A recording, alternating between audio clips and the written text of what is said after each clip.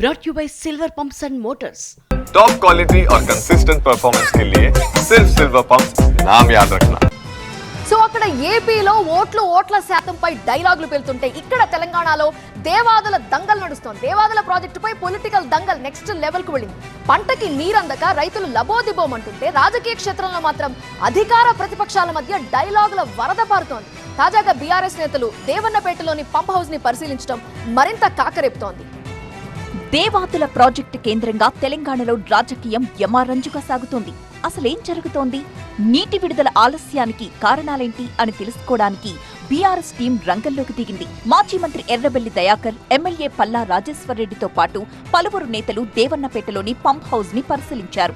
Engineering అధికారులతో మాట్లాడి technical సమస్యలపై ఆరా తీశారు. నీటి విడుదలకు ఇంకెన్ని రోజులు పడుతుందంటూ అధికారుల్ని ప్రశ్నించారు. ఇటు ప్రభుత్వంపైన విమర్శలు గుప్పించారు.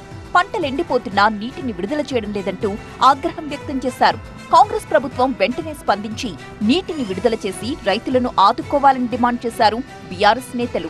బీఆర్ఎస్ నేతలు దేవాదుల ప్రాజెక్టు బాట పట్టడంపై కాంగ్రెస్ నేతలు కన్నెర్ర చేస్తున్నారు.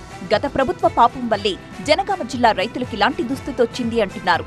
దేవాదుల ప్రాజెక్టుకు 10 ఏళ్ల పాటు పైసా కూడా ఖర్చు పెట్టని బీఆర్ఎస్ కు అసలు మాట్లాడే అర్హతే లేదంటున్నారు.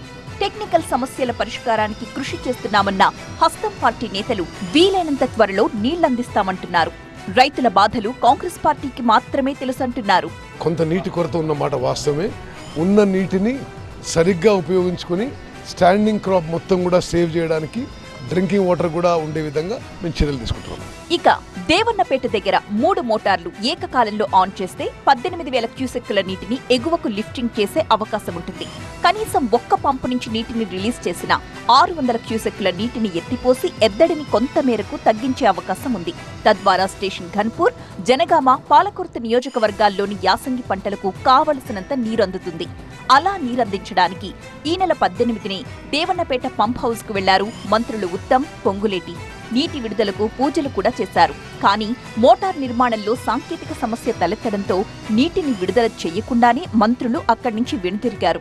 ఇక అప్పట్నుంచి అధికార కాంగ్రెస్, ప్రతిపక్ష బీఆర్ఎస్ల మధ్య మాటల యుద్ధం కొనసాగుతూనే ఉంది.